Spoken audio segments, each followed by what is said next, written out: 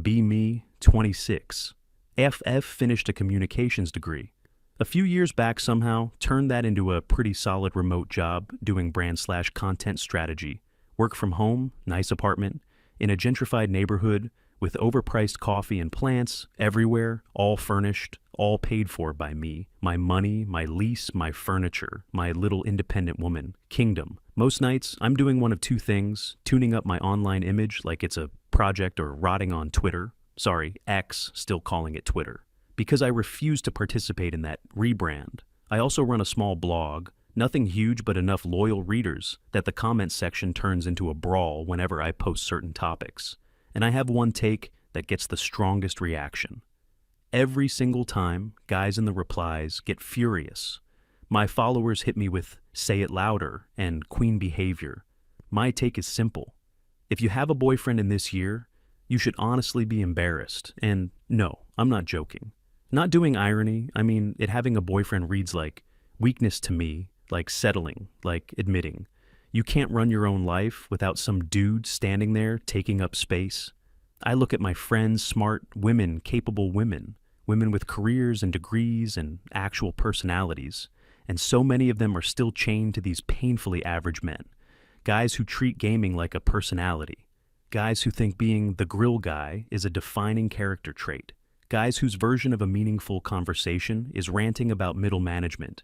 It's bleak. My friend Megan is the biggest example. Love her, but she is deep in it. She's dating this guy, Evan software engineer or developer or whatever exact coding flavor he is. Quiet dude, awkward in groups, basically lives in the same rotation of 3 faded black hoodies. Every time we hang out, he'll sit there with a drink for an hour, barely says anything, just nods now and then, like an NPC with a limited dialogue tree. Megan will be mid-story, animated, doing hand gestures, fully performing, and he'll just look at her with this calm, blank face, and I'm always like, girl, he is not listening. He's buffering. His brain is installing an update, and she always defends him. No, he listens. He just doesn't interrupt. Sure, very noble last weekend. We're at brunch, me, Megan, and my other friend, Claire, also has a boyfriend. His name's Ryan, works in finance, exactly the kind of guy you picture when someone says, finance, trim, haircut, quarter. Zip, speaks in confident nonsense. Ryan starts telling this long story about his fantasy football league. Not even the interesting kind of sports story. Just draft picks waiver claims who he almost traded. I could literally feel my soul trying to leave my body. I tune out, start scrolling on my phone under the table, and I see a post from a Korean feminist account. I follow. They're talking about the 4B movement. No. Dating men. No. Sex with men. No. Marriage, no children. And I'm sitting there like finally someone gets it. They understand the game is rigged. They understand trying to win on male terms is stupid. The only real move is refusing to play. It felt like ideological oxygen in the middle of listening to Ryan explain his bench strategy. So I cut him off, mid-sentence did not care me. You guys know women in Korea are literally opting out of men entirely, right? Table goes quiet for a second. They all just stare at me. Megan blinks. What do you mean opting out? Me. It's called 4B. Women realize the whole social contract is broken. Men bring less than nothing to the table, so they're choosing not to participate. No dating, no marriage, no kids. It's actually revolutionary. Ryan gives this little laugh into his coffee that smug, half-scoff finance guys do when they think they're being reasonable. Sounds kinda miserable. Me, oh, sorry. Is that more miserable than listening to you narrate the draft strategy for your team of enchanted office interns? Not even exaggerating much. His team had some ridiculous name. Like that I'd seen it on his phone earlier. Something corny and overcomplicated and Evan Mr. Hoodie Mister. Silent code. Wizard just takes a sip of his latte. No expression, no smile, no comment, nothing. Which for some reason annoys me even more than Ryan, talking. At least, Ryan is actively bad. Evan just sits there being this human shrug. Megan jumps in fast. Ryan, don't be rude. Jess is just really passionate about this stuff. Me, I'm not passionate. I'm being logical. Then I turn to Claire, because if we're doing this, we're doing this. Me, What does Ryan actually add to your life? Seriously, he works all week, spends Sundays glued to sports, and you still cook because he says he only knows how to barbecue. Claire looks down at her plate, pokes at her eggs. Benedict, like it offended her, then quietly goes, "He makes me feel safe." And I swear that answer drives me insane every time I hear it from women me. Safe from what? An intruder? A wolf? A grizzly? I have a deadbolt and pepper spray. I'm good. Then I pivot to Megan because she's not getting off easy either, me and you. Evan is sweet, sure, but your apartment is nicer than his. You make more than he does. You're the one with plans, friends, invitations, a life. At this point, you're basically subsidizing a quiet man with good posture. He's not a partner. He's a dependent. Megan gets red immediately. That's not fair. He's really smart. He just doesn't show off. Me, right. He's playing 4D chess by acting like an extra in his own life. That landed exactly as badly as you'd expect. Brunch ends weird. Nobody says it outright. But the vibe is dead checks come small talk. Everyone's suddenly very interested in getting home. And I leave feeling annoyed because they still don't get it. They all act like I'm saying something extreme, when to me it feels obvious they're still living inside a rom-com fantasy from the 2000s, like men are some required household utility. The modern woman does not need a boyfriend for anything. Money? Please, I cover my bills, my rent, my subscriptions, my takeout, my trips. I'm not waiting for a provider. I am the provider, emotional support. I have a therapist for actual issues and a group chat for dumb daily stuff. That system is way more efficient than one guy pretending to care while checking sports scores. Home repairs? There are apps. TaskRabbit exists. A man shows up, fixes the sink, hangs the shelves, leaves no weird energy. No, while I'm here conversation. No expectation. I owe him gratitude for basic competent sex. Lol, that's the easiest one of all dating apps solved that years ago. Tinder, Hinge, Bumble, pick your interface. I have options, lots of options. There's the tattooed photographer when I want a fun Tuesday night and zero follow-up. There's the pharmacy student when I feel like hearing someone smart talk for 45 minutes before anything happens.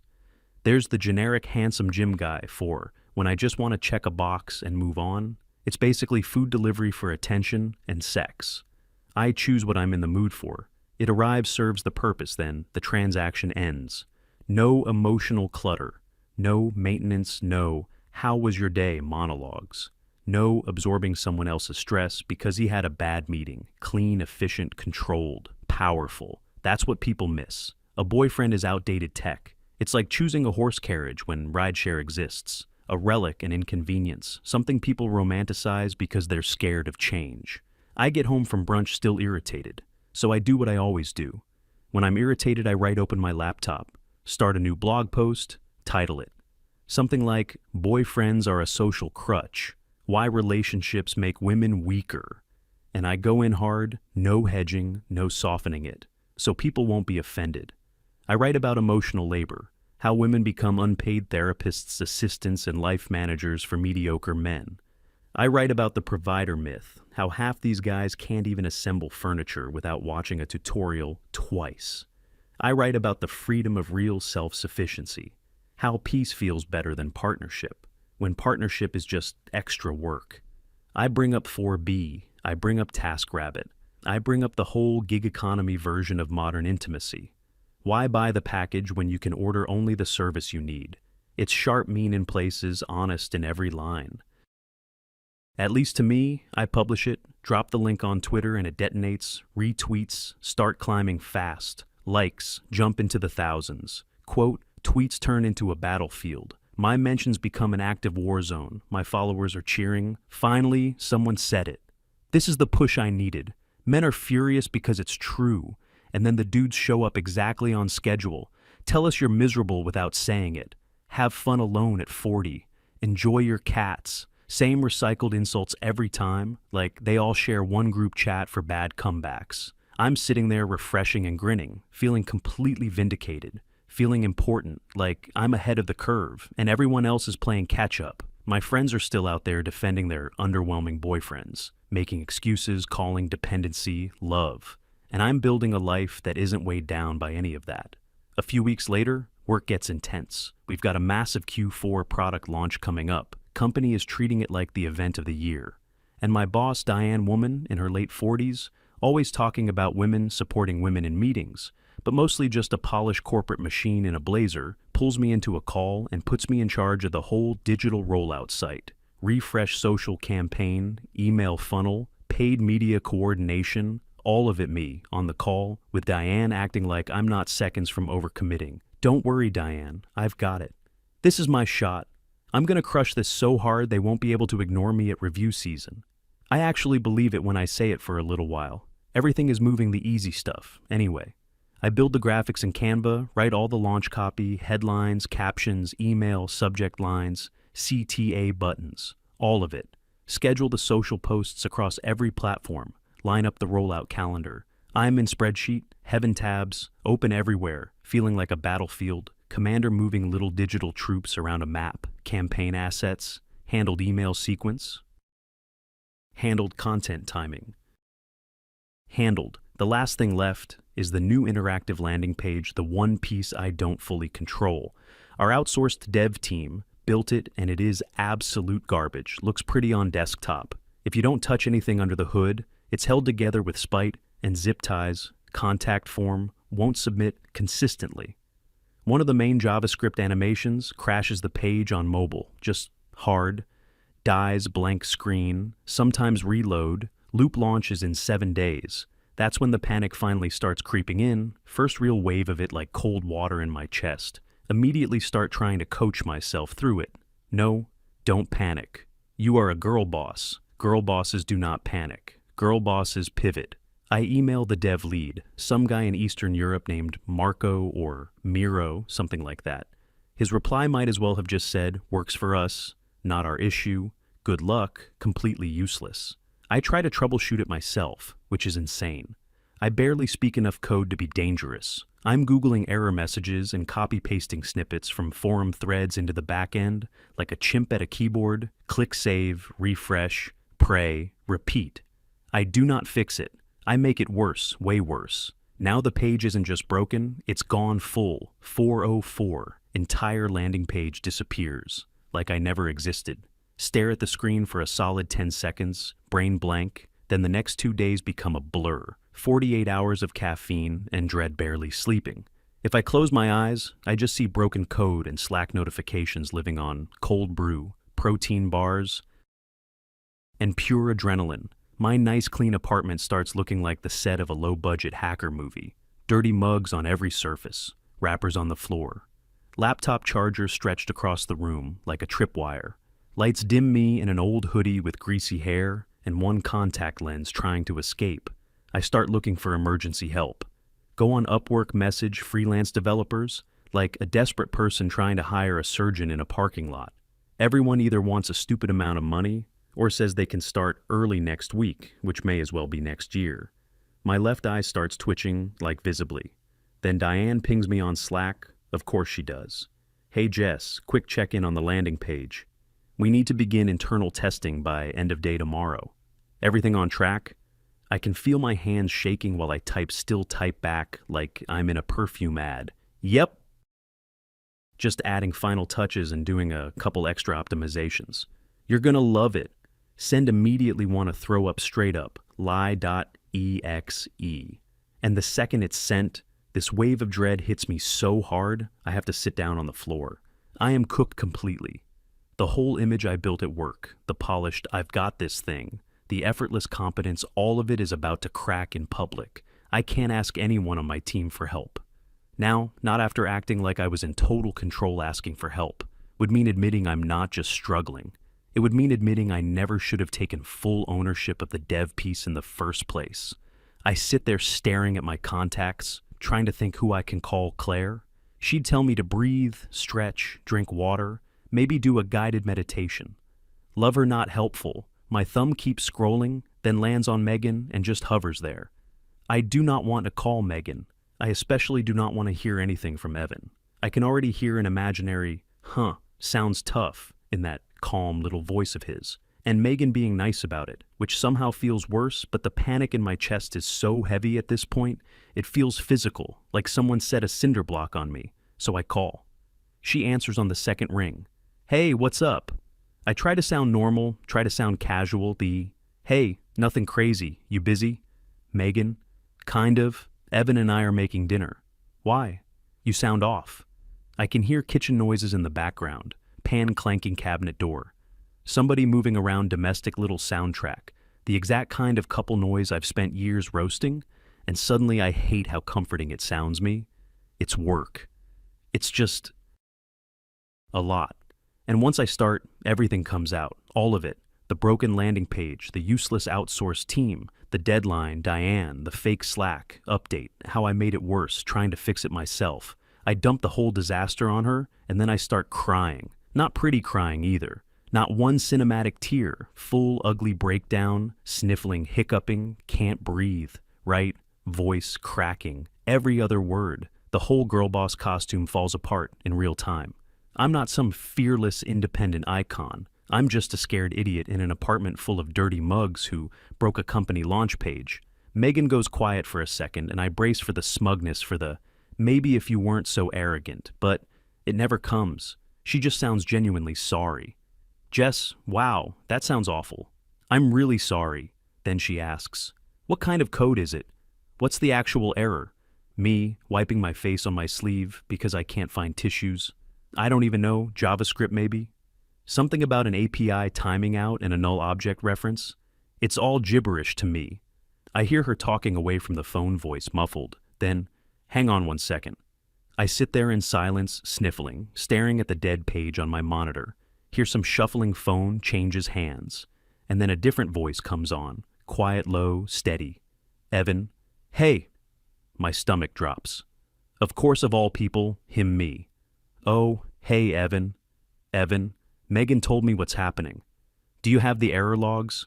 His tone is calm, direct, not cold, not warm, just focused, zero judgment in it, which somehow makes me feel even worse, me. Yeah, I think so. Evan, can you send them over? And the staging link. I just sit there for a second, silent brain trying to process the fact that Mr. Background character is suddenly running triage on my disaster, Mia. Evan, you really don't have to. It's my mess. Megan's worried about you. Send the link. That's it. Not dramatic, not performative, just a plain sentence I swallow. My pride tastes like battery acid copy.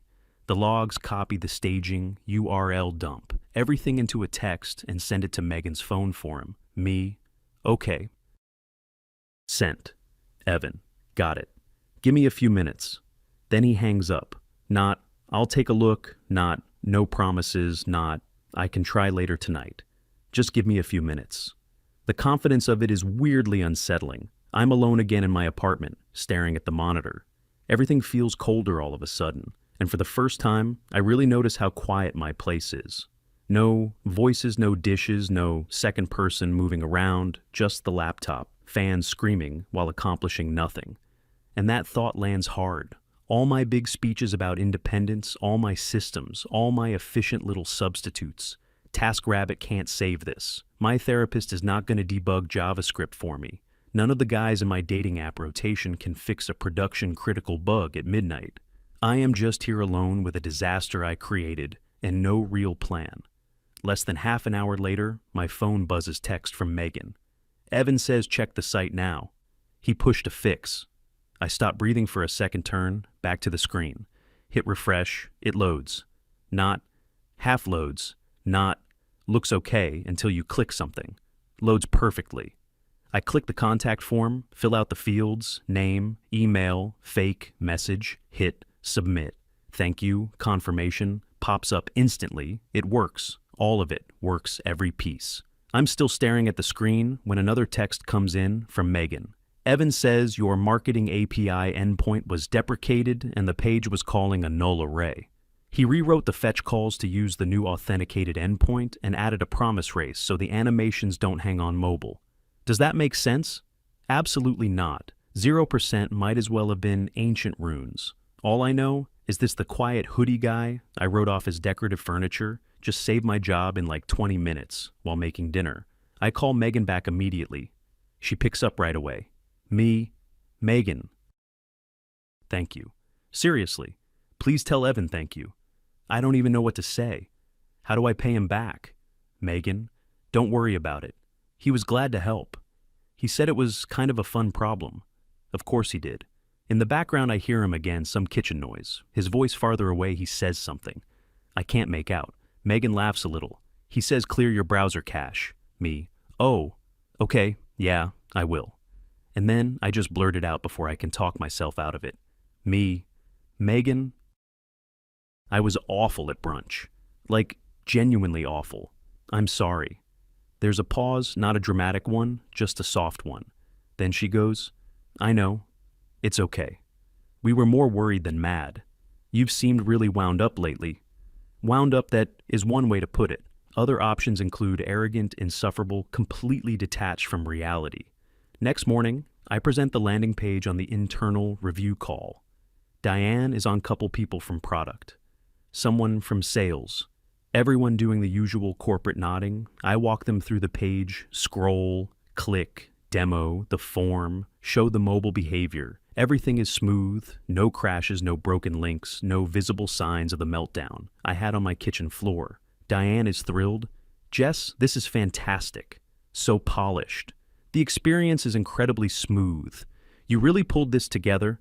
I smile and nod like a professional adult woman who earned this. Thanks, Diane. It was a team effort.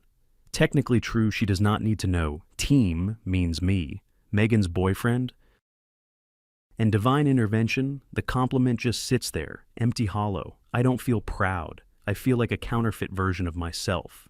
That weekend I feel off restless, weirdly embarrassed in my own apartment. I open Tinder out of habit. Start swiping face, shirtless mirror, pic guy with a fish, guy with a dog. He definitely borrowed for the photo. Guy whose bio says here for a good time, not a long time, like he invented it. And suddenly the whole thing looks bleak. All these men flattened into cards me, flipping through them like options on a vending machine. I think about how proud I used to feel, describing it, clean, efficient, transactional, no strings. And now it just feels sad, not empowering, lonely. Like I optimized all the humanity out of it. I close the app, open my blog, instead thinking maybe I'll write something new, something sharp, something on brand. And the first thing I see is my last post. That stupid headline, the one about boyfriends being a social crutch. I click it, start reading my own words. A man should be an accessory, never a necessity. Dependence is the opposite of female empowerment. Why lean on a man when you can stand on your own 2 feet? I want to crawl out of my skin. It reads like a TED Talk, written by someone who has never had a real emergency. The arrogance is so thick I can taste it. Evan wasn't a crutch for Megan. He was her partner. That's the word. I kept refusing to use partner. They were a team. She cared that I was falling apart. He helped because she cared, and because he cared about her. And by extension, he helped me, her friend, the one who'd been mocking him for months. There was no invoice, no scorekeeping, no performance. He just fixed the problem and moved on. That idea messes with me way more than the bug ever did. Few days later, I get sick, not cute, little cold, sick, not drink tea and power through, sick, full body flu, type sick fever, chills, body aches, head pounding, skin, hurts, can barely keep my eyes open. I'm in my perfect curated apartment by myself, and I run out of ibuprofen just lying there, shivering in bed, feeling like roadkill. And I think about Megan. If she was this sick, Evan would be there. He'd drive to the pharmacy, grab medicine, bring soup, put a cold washcloth on her forehead, probably make sure she actually drank water. Who do I have? I could call my mom, but she lives a few states away, and all that would do is make her panic. From a distance, I could text one of the guys I've hooked up with. Hey, random question. Can you bring me Gatorade and flu meds? Also, I look like a haunted swamp creature right now. The thought makes me physically cringe, humiliating my independence, my self-sufficiency. I used to think it was this fortress strong walls protected untouchable. And now I realize I built the walls so high, I trap myself inside them. There's no one to call because I spent years bragging that I never needed anyone. Eventually, I dragged myself up enough to place a grocery delivery order, flu meds, soup crackers, Gatorade, tiny order, like $12 of actual stuff. Delivery fee plus tip somehow costs almost as much. I pay it because what else am I gonna do? I microwave the soup later, eat it standing at the counter in a sweatshirt. It tastes like hot salt and metal. I crawl back into bed, sweating through the sheets, and I don't feel powerful, don't feel liberated, don't feel ahead of the curve. I feel small and miserable and very, very alone. About a week later, I'm finally functional, again still tired. But human Megan texts and asks if I want to grab dinner. Just us and Evan. Casual place, nothing fancy. I know exactly what it is. It's the thank you dinner, the one I'm obviously supposed to pay for. And honestly good. I need to do it. I need to look him in the face and say, thank you, like an adult. We go to a quiet Italian spot. Dim lights, brick walls, every table too close together. I get there with Megan first, and I am way more nervous than I should be. I've rehearsed what to say like 10 times in my head. Normal thank you speech, not too dramatic, not weird. Evan shows up a few minutes later, same exact style, as always one of the gray hoodies. Of course he sits down. Hey, me, hey, thanks for coming. And thank you again for helping me the other night. You seriously saved me. He gives this tiny shrug and a small smile like I thanked him for passing the salt. No problem. It was a fun little puzzle. Then, totally casual, he adds, your back-end security is kind of a mess, by the way. You should tell your boss you're probably exposed to an injection attack. He says this in the same tone someone uses to mention rain, later not flexing, not fishing for compliments, not even looking at me for a reaction, just stating a fact. Then he turns to Megan and asks about her day, and they slide into some dumb inside joke immediately. Something about a pigeon in the park stealing a piece of bread and chasing a stroller. I don't even fully follow it, but Megan is laughing, like actually laughing. Not polite brunch, laughing real laugh, warm and easy. And he's looking at her, and his whole face is different. The flat, quiet expression I always judged him for is gone. He looks relaxed, happy, content, like he's exactly where he wants to be. And it hits me, he was never a background character. I just wasn't the person he was spending his energy on. He saves it for the person he loves. I was so busy analyzing him that I never once paid attention to how he looked at her. Rest of dinner. I'm mostly quiet, just listening. Them talking about work stuff, a show they're watching, weekend plans. Nothing deep, nothing cinematic. Just small, everyday couple talk. And for the first time in a long time, it doesn't sound pathetic at all. It's not the dead boring noise. I always told myself. It was not some soul-killing routine where two people slowly become furniture. It's easy, comfortable, like a rhythm they both know by heart. They trade sentences back and forth without thinking. One starts a thought, the other finishes it. They already know what the other is ordering before the server even gets there. Megan reaches over and steals a piece of garlic bread off Evan's plate. He gives her this fake annoyed look and nudges her hand away. She grins. He grins back. Small, stupid thing shouldn't matter. And somehow it hits me harder than anything else that night. I'm sitting there watching them, and there's this ache in my chest, deep, weird, almost physical. I don't even have a clean word for it. Not exactly jealousy, not exactly regret, more like recognition. Like, I'm finally seeing something real, something human, something I cut myself off from on purpose and then called it empowerment. Dinner ends. I pay the bill. Of course I do. That was the point. Evan thanks me, simple, polite, no weirdness. Megan hugs me outside, warm, quick, familiar. Then they leave together, and I go back to my apartment alone. Open the door, step inside, and the place feels different tonight. Same apartment, same furniture, same lighting. But it feels bigger, emptier, colder. Like the silence expanded while I was gone, I sit down on my expensive couch, the one I researched for 2 weeks. Picked myself, paid for myself, assembled with TaskRabbit. Because of course, and I just look around my good job, my income, my nice neighborhood, my curated little life, everything in its place, everything I said, I wanted everything, I used as proof that I was right. I did it. I actually built the life my whole philosophy was pointing toward: total self-sufficiency. No dependence, no compromise, no boyfriend.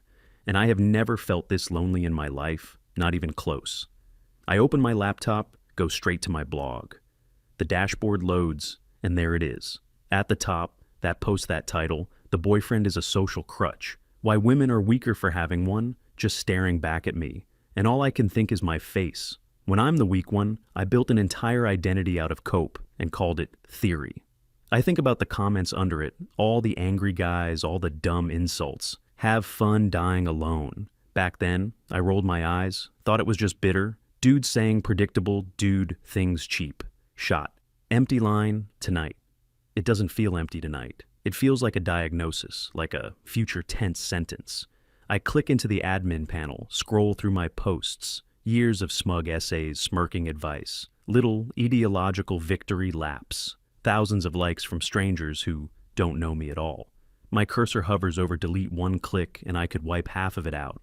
All the arrogance, all the posturing, all the "I'm above this" nonsense. I don't click, I just sit there staring at it. Because as much as I hate it right now, this is still mine. I made this polished, hollow monument to my own ego. This whole thing built out of defensiveness and contempt. And the worst part is realizing what I should actually be ashamed of. Not that I don't have a boyfriend, not that I live alone, not that I built a life by myself. It's that I became the kind of person who needed to mock other people's love to feel strong. The room is dark, except for the laptop. Screen light on my face, everything else quiet.